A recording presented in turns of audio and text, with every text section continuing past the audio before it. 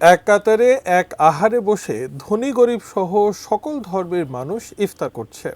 আয়োজন সাদামাটা, ভুনা কিংবা পাতলা খিচুড়ি আর আখনি। ইফতারে এ দুটি পদই সিলেটিদের প্রিয়। খেজুর, ছোলা, পেঁয়াজি সহ নানা পদ থাকলেও আখনি খিচুড়ি থাকবেই। রমজান মাস জুড়ে ইফতার আর সাহারিতে সিলেটের হজরত শাহজালাল রাদিয়াল্লাহু আনহু দরগায় এই আয়োজন থাকে প্রতি বছরই। ৭০০ বছরের বেশি সময় ধরে ঐতিহ্যের ধারাবাহিকতায় মুসাফিরদের জন্য এমন আয়োজন চলছে এই রমজানেও। সিলেট প্রতিনিধি কামরুল ইসলাম মাহির প্রতিবেদনে দেখুন ডেস্ক রিপোর্ট। সারা বছরই সিলেটের হজরত শাহজালাল রাদিয়াল্লাহু আনহু মাজারে ভক্ত ও দর্শনার্থীদের ভিড় থাকে। তবে রমজান উপলক্ষে মাজারের ভক্ত আশেকানদের জন্য থাকে ইফতারি ও সাহারির ব্যবস্থা। দুপুর গড়ালেই শুরু হয় আয়োজন। একদিকে চলে রান্না, আরেকদিকে জড়ো হন নানা বয়সী মানুষ ও ভক্তবৃন্দ। তারা সবাই এখানে মুসাফির। যে ঘরে রান্না সহ খাবার পরিবেশন করা হয় সেটি হলো লঙ্গরখানা। এছাড়া দরগা মসজিদেও ইফতার করেন নগরের বিভিন্ন শ্রেণী পেশার মানুষ। ইফতারের আগ মুহূর্তে মাজারে ঘুরতে আসা দর্শনার্থী সহ সকল শ্রেণী পেশার এবং অবস্থা সম্পন্ন অনেক মানুষ এক কাতারে বসে পড়েন আঙিনায়, যেখানে থাকে না কোনো জাতি, ধর্ম, বর্ণের ভেদাভেদ। সাইরেন বাজার সাথে সাথে সবাই ইফতারি শুরু করেন। এখানে সবাই সমান, ধনী নাই, গরিব নাই, কারো হিংসা নাই, দেশ নাই, ঘৃণা নাই, পাগল ভালো সবাই এক। গরিব দুঃখী সবাই, বড় লোক থেকে ধনী পর্যন্ত গরিব সবাই দেখবেন এখানে অংশগ্রহণ করতেছে। এটা একটা আনন্দের বিষয়, না ইফতার করতেছে আমরা একসাথে। এখন তো তারা ভালো লাগে, সবাই লাগে আমরা ধনী গরিব এসব আর কি বাসা বিচার নেই, সবাই ধনী গরিব সবাই আর কি ইফতার হলাম। অলি আল্লাহর দরবারে আসে, ভালো লাগে, শান্তির জায়গা, শান্তি পাওয়ার জন্য আসে।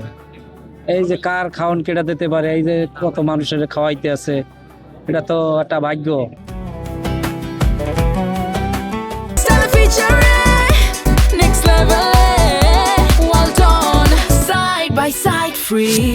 হযরত শাহজালাল রাদিয়াল্লাহু আনহু মাজারের এই আয়োজনে সবচেয়ে বেশি খুশি হয় স্থানীয় নিম্ন আয়ের শ্রমজীবী মানুষ।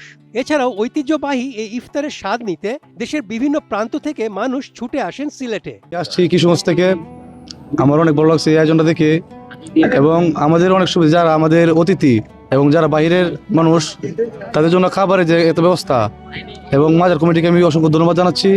তারা এত সুন্দর খাবারের জন্য এত আয়োজন করেছে, এবং যারা গরিব আছে তাদের সুবিধা, আর যারা এই দূর দূরান্ত থেকে আসে তাদের খাবারের ব্যবস্থা হয়ে যায়। সেজন্য আমরা অসংখ্য ধন্যবাদ তাদের প্রতি জ্ঞাপন করছি।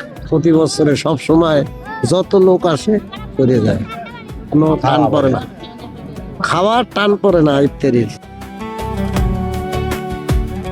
মাজার কর্তৃপক্ষ জানায় দরগাখানার এটি অন্যতম আয়োজন। প্রতিদিন অন্তত ৫ শতাধিক মানুষ মাজারে ইফতারি করেন। রোজাদারদের পাশাপাশি এতে অংশ নেন অন্য ধর্মের মানুষও। ইফতারে যে লোকজন আসেন অনেক সময় ৫০০-র উপরে হয়ে যায়।